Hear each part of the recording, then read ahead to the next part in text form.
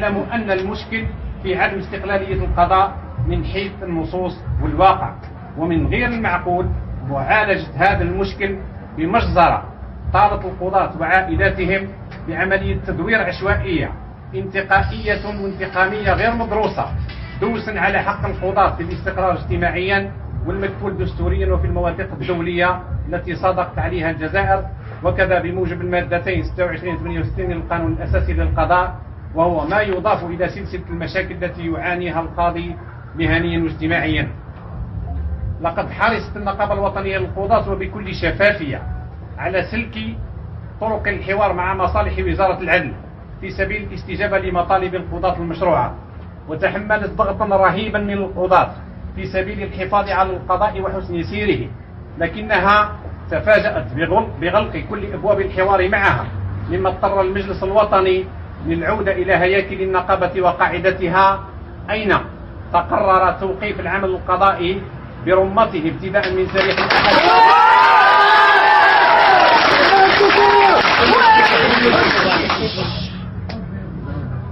من تاريخ الأحد 27 أكتوبر 2019 إلى غاية الاستجابة للمطالب التالية. أولا، الشروع فورا في مراجعة النصوص القانونية الحالية التي تكرس هيمنة السلطة التنفيذية على السلطة القضائية. ثانيا، تجميد نتائج الحركة السنوية إلى غاية إعادة دراستها بصورة قانونية وموضوعية من طرف المجلس الأعلى للقضاء بعد استرجاعه صلاحيته المسلوبة كاملة غير منقوصة وبإشراك النقابة الوطنية للقضاة. ثالثا، الفصل في المطالب المهنية والاجتماعية التي سبق تقديمها يوم 26 جوان 21 سبتمبر من السنة الجارية. رابعا، دعوة وزير العدل إلى الكف عن تعامله المتعالي مع القضاة وممثليهم وتذكيره بأن القضاة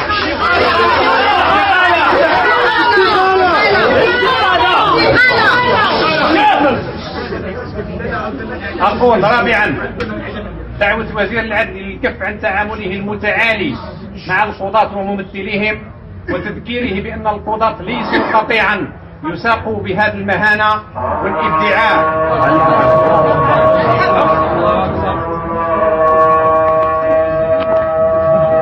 في قضاته بصورة مشينة ينطوي على نرجسية مرضية يتعين علاجها.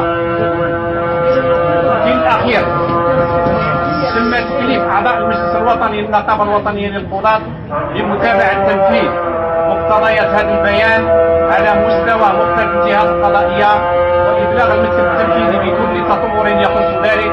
عاشت الجزائر حرة مستقلة، المجد والخلود لشهداء